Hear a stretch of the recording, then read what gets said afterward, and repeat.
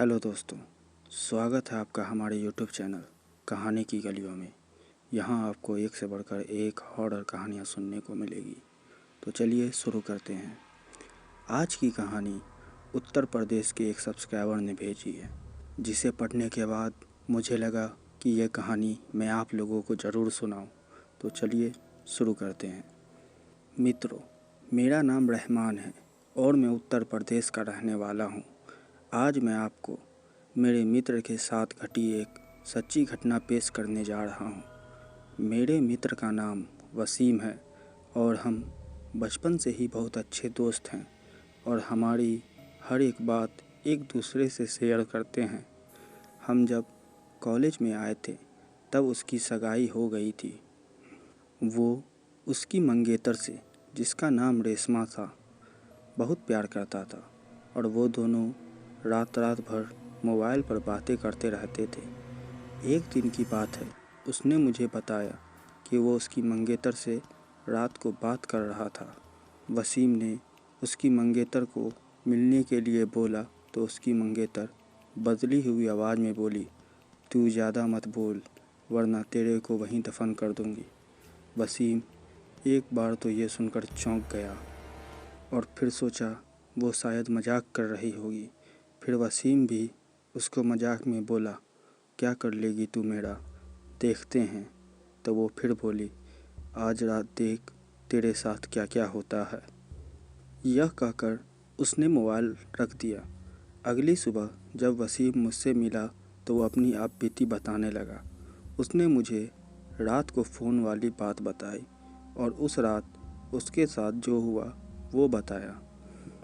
उसने बताया कि रात को 2-3 बजे के आसपास अचानक उसकी नींद खुली और उसके सामने एक सफ़ेद लंबी दाढ़ी वाला आदमी बैठा था। वो बोलने लगा, ले आ गया मैं, अब देख तेरे साथ क्या क्या होता है।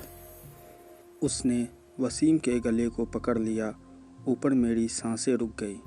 वसीम ने उसी वक्त अल्लाह का नाम लेते हुए नमाज़ पढ़ना शुरू कर दिया और वो उसके सामने से गायब हो गया। मुझे उसकी बात सुनकर बड़ा अचंभा हुआ कि ऐसा कैसे हो सकता है।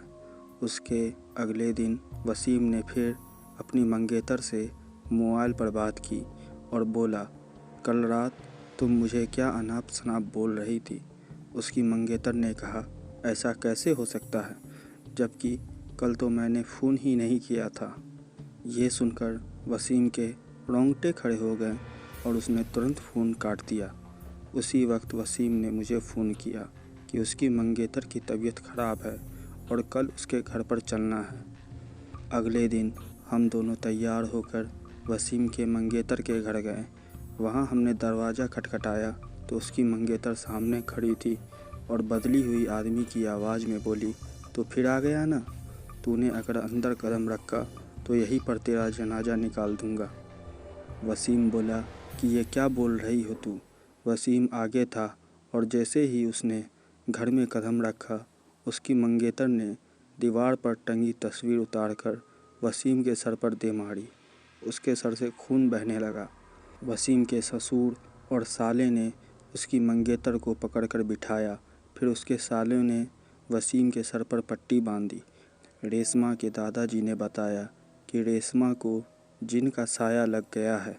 इस पर वसीम के ससुर ने उन्हें अपना मुंह बंद रखने को कहा। थोड़ी देर रुककर हम वहां से सीधे अस्पताल जाकर ढंग से पट्टी करवाए। उसके अगले ही दिन मुझे वसीम का फ़ोन आया कि रेशमा की तबीयत बहुत ख़राब है और वो अस्पताल में भर्ती है।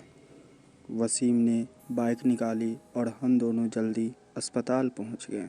वहां पर पहुंचते ही हमने डॉक्टर से रेशमा की हालत पूछी तो उसने बताया कि उसकी हालत बहुत नाजुक है, कोई असली बीमारी का पता नहीं चल पा रहा है। और उसके घर वालों को डॉक्टर ने रेशमा को घर ले जाने को कहा। सभी हैरान थे कि ऐसी क्या बीमारी है जिसका इलाज डॉक्टर के पास भी नहीं है।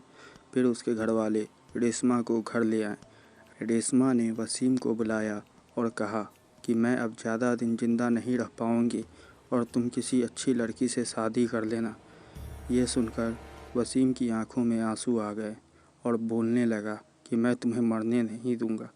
फिर रेशमा के दादाजी ने उसको पास ही के पीर बाबा के पास ले जाने को कहा।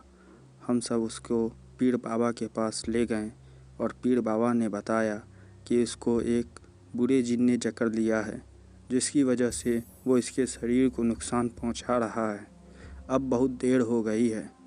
पीर बाबा ने बताया कि इसका एक ही इलाज है। यहाँ से 80 किलोमीटर दूर एक दरगाह है, वहाँ इसका इलाज हो सकता है। और बाबा ने बताया कि इसके साथ वही इंसान जाएगा जिसे वो सबसे ज़्यादा चाहती है। वसीम ने कहा कि मैं चला जाऊंगा, मुझे बाइक भी चलानी आती है। रात के 3 बजे वसीम और रेशमा दोनों बाइक पर निकल पड़े, लेकिन आधे घंटे बाद किसी का फ़ोन आया कि वसीम और रेशमा दोनों एक्सीडेंट में मारे गए। ये सुनकर मेरा रो रो कर बुरा हाल हो गया। मेरा सबसे करीबी दोस्त अब दुनिया में नहीं रहा।